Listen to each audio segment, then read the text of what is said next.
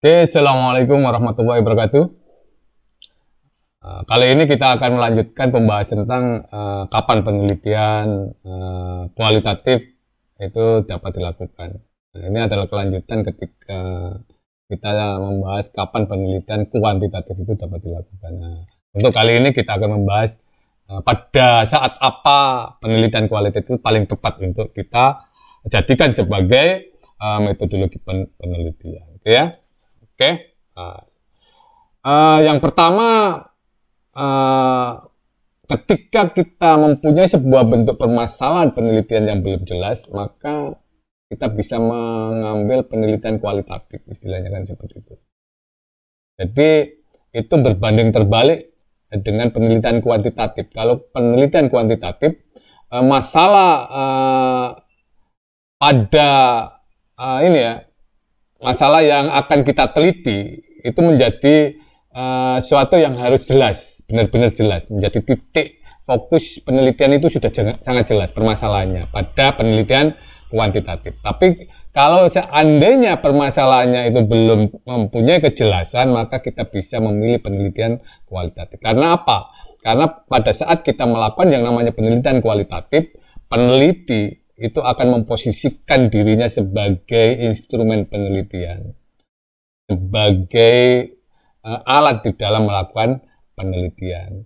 Sehingga ketika permasalahan itu belum jelas, maka dalam berjalannya kegiatan penelitian, karena emang peneliti adalah sebuah instrumen atau alat penelitian, dia bisa sambil berjalan mencoba untuk mengerucutkan permasalahan-permasalahan yang akan kita kita teliti. Jadi kalau bisa saya gambarkan, penelitian kualitatif itu mungkin bentuk dari pengerucutan permasalahan yang akan kita teliti itu seperti segitiga yang kita balik. Jadi dari umum yang kelihatannya tidak begitu jelas permasalahannya, kemudian kita kerucutkan pada saat titik di mana titik ketika kita breakdown kemudian ternyata sudah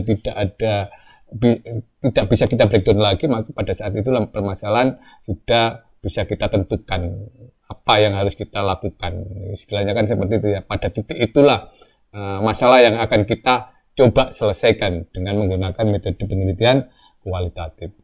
Jadi yang pertama, pada saat masalah penelitian belum jelas, maka kita bisa menggunakan penelitian kualitatif. Kemudian yang kedua, apabila kita mencoba untuk memahami makna di balik data yang tampak. Jadi ketika saya mempunyai sebuah data ya, atau suatu itu menampilkan sebuah data, tapi kita masih mencoba untuk meraba-raba maksudnya apa data itu, misalkan seperti itu ya, maka kita bisa melakukan yang namanya sebuah penelitian, dan penelitian itu masuk dalam kategori penelitian kualitatif.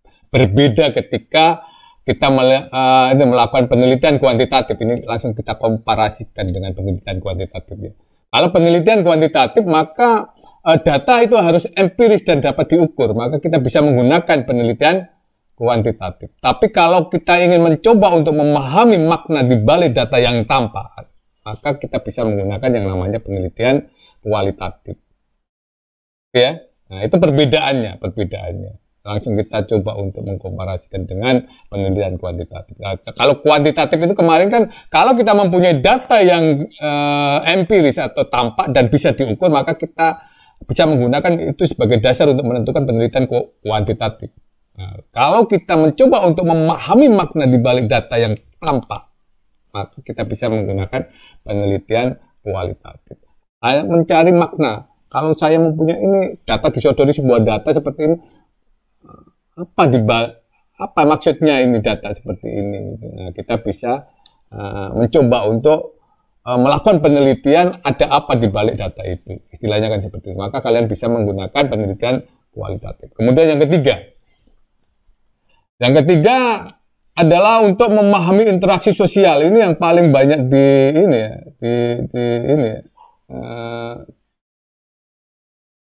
kondisi seperti ini banyak dijumpai istilahnya kan. Misalkan Bagaimana kita bisa mencoba untuk memahami karakteristik budaya pada sebuah suku pedalaman misalkan.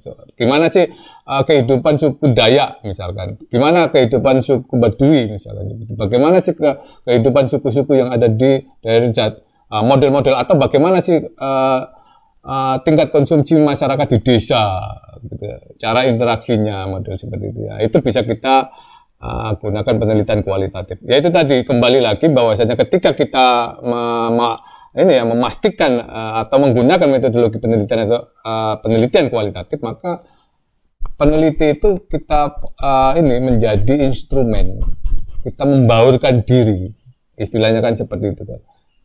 Karena peneliti itu instrumennya, instrumen penelitiannya itu dirinya sendiri, sehingga mau tidak mau dia harus membaurkan diri dengan objek yang akan diteliti.